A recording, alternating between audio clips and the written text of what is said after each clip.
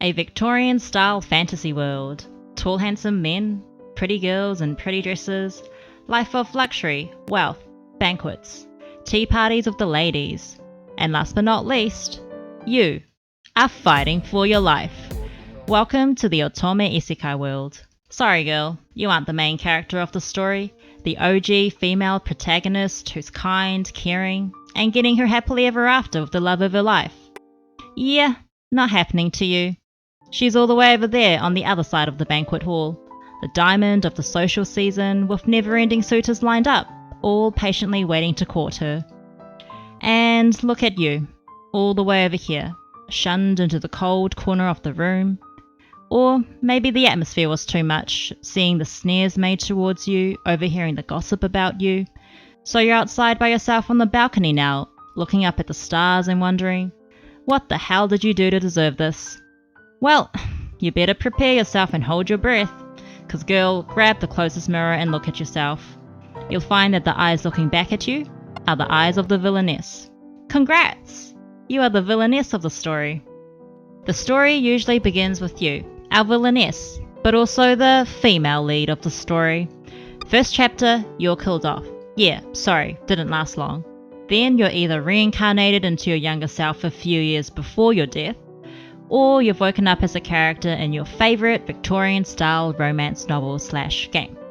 You would think that would be an ideal situation, right?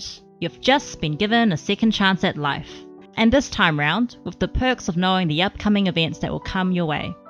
That will surely help you survive and avoid death.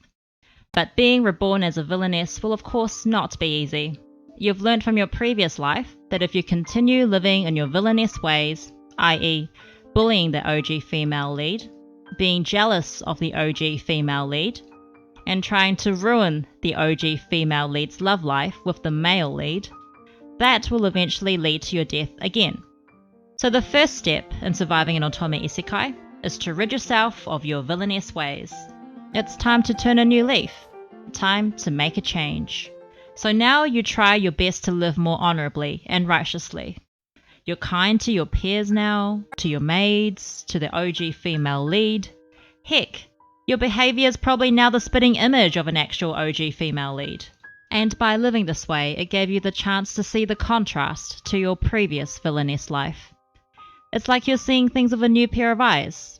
It also gave you the chance to reflect and realise the wrongdoings of your old actions, which helped you with some major character growth throughout the story. In the beginning, you may have decided to be a goody two-shoes for the sole reason of staying alive.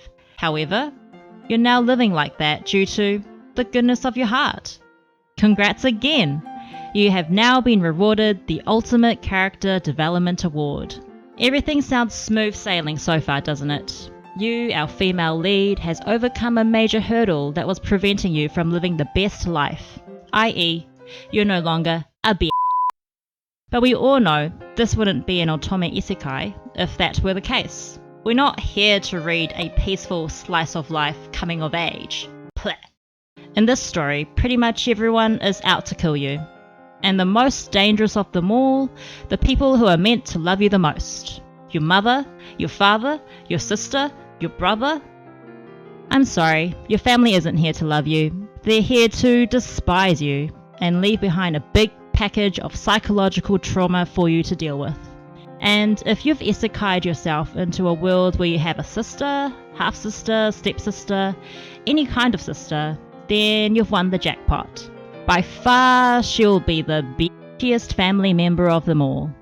She is the goat of let's torture the female lead. Hi Meal, yes, I'm talking to you. This leads to step 2 in surviving an Otome Isekai. Get the hell away from your family ASAP. Now, this may seem easier in the modern world. Just pack your bags, move out, say, fuck you, mum and dad. But you were born as a noble lady in a very restricting, aristocratic society. There are some bullshit rules you have to follow. You can't just step out of your house and go, bye Felicia. If you attempted that, your parents would just hire someone to track you down and bring you back. Just realised this sounds a lot like prison guards tracking down an inmate who tried to escape from prison. Same diff? So the solution? Time to bring in the male lead. He's usually the Duke of the North or the Crown Prince of the Kingdom. Either way, he is here to save you from your family.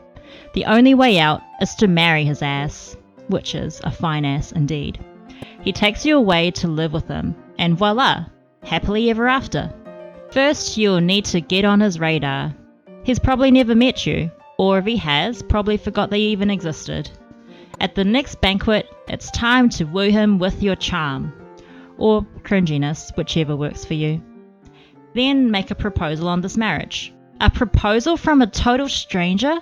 Not strange at all. He'll just need a little bit of convincing.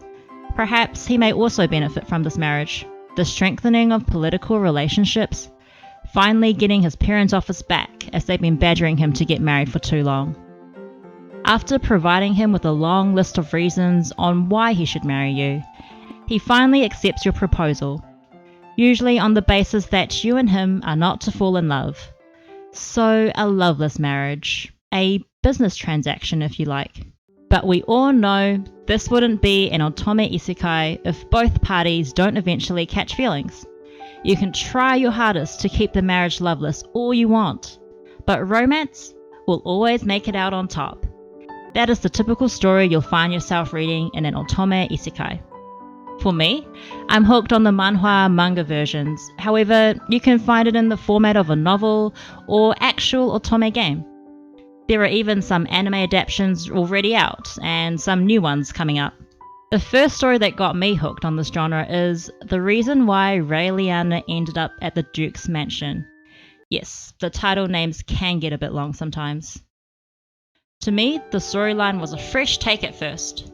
You waking up not as the OG female lead but the villainess, and the male lead falls in love with the villainess instead of the OG female lead. I hadn't read a story like this before. It was so different and unique than your typical romance story. Also, I thought, the more Otome Isekai I read, the sooner I realized that this trope is just repeated in nearly every story. It's pretty much the default setting you're gonna get on every new story you open up. Just the characters will be different. But somehow, even with all this repetitiveness, Otome Isekai is just so addictive and it's hard to stop reading. It's kinda turned into a guilty pleasure of mine now. I think a major reason to this addiction could be the beautiful art and graphics you can find, though drawing horses and accurate body proportions may not be their forte. It has some of the most dreamy and dazzling art I've ever seen. With the Korean Otome Isekai, they even have the art fully coloured, which is a nice change to the usual Japanese mangas I grew up with. Plus, it's always nice to see the male leads in colour. Came for the plot, stayed for the male leads I guess. That is the real reason for the addiction, isn't it? So, for those who haven't tried Otome Isekai yet, absolutely give it a go. It may be the next big thing you get hooked on. And for those who are already sucked into the world like me, what are your favourites and what do you recommend for newcomers? Let me know in the comments below. See you guys next time. Bye!